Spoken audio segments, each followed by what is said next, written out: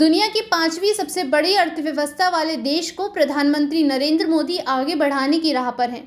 इसीलिए वह बेज़ंटाइन टैक्स नियमों को हटाने के लिए काम कर रहे थे, जिसमें ज़्यादा आय वाले लोगों से ज़मीन कर ज़्यादा मात्रा में वसूल किया जाता है। आज हम इस वीडियो के जरिए आपको बताएंगे कि कैसे दुनिया के सामने सबसे बड़ी ताकत बनकर उभरने वाले भारत में आम इंसान ही आम ज़रूरतों को लेकर किस तरह जूझ रहा है।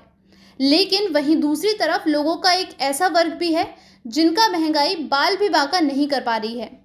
देश अर्थव्यवस्था को सुधारने की राह पर है, जिसका मकसद देश की आय को लेकर जो असमानता देखी जा रही है उस पर काम किया जाएगा।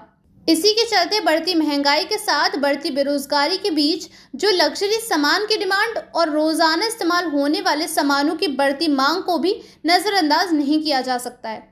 हाल ही में 1 अप्रैल को नए फाइनेंशियल ईयर 2022-23 की शुरुआत हुई है, जिसके साथ भारत भी तेजी के साथ अर्थव्यवस्था को मजबूत करने के लिए आगे बढ़ रहा है।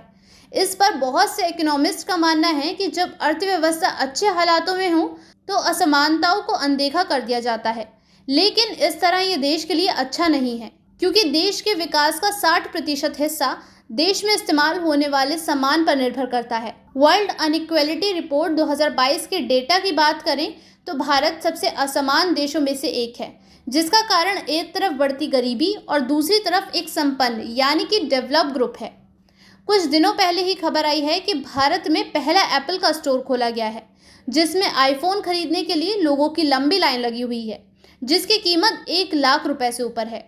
लेकिन हैरानी वाली बात यह है कि पूरे एशिया में पर पर्सन की इनकम उन 26 देशों में सबसे कम है जहां आईफोन के निर्माताओं का रिटेल स्टोर है। मोबाइल के साथ ही लोगों की दिलचस्पी महंगी गाड़ियों की तरफ भी बढ़ती दिखाई दे रही है, जिसके चलते लग्जरी कार्स की बिक्री में भी बढ़त देखी जा सकती है और मर्सिडीज बेंज में भी तेजी के साथ बढ़त की उम्मीद की जा रही है।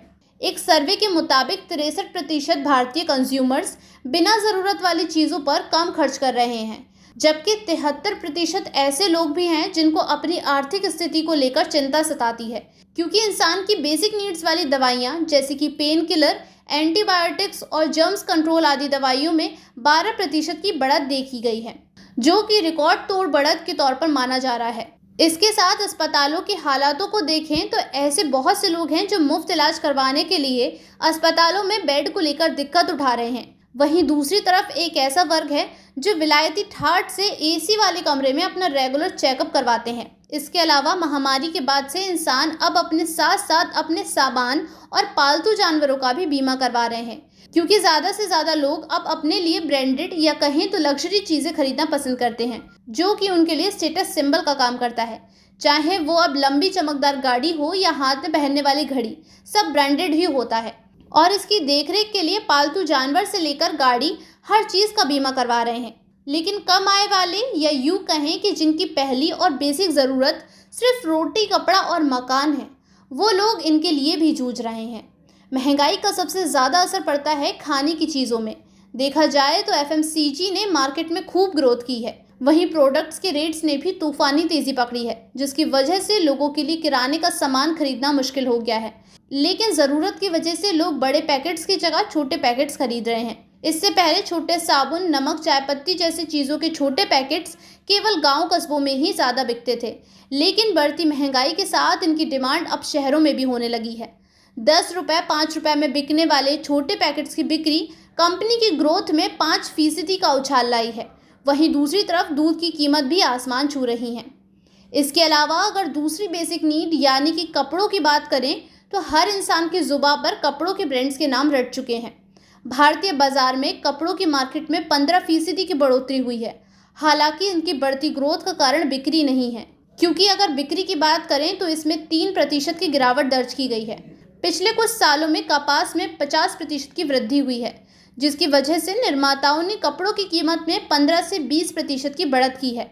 बता दें कि बनियान जैसी बेसिक ज़रूरत वाला गारमेंट भी 90 रुपये से 140 रुपये पर पहुंच गया है।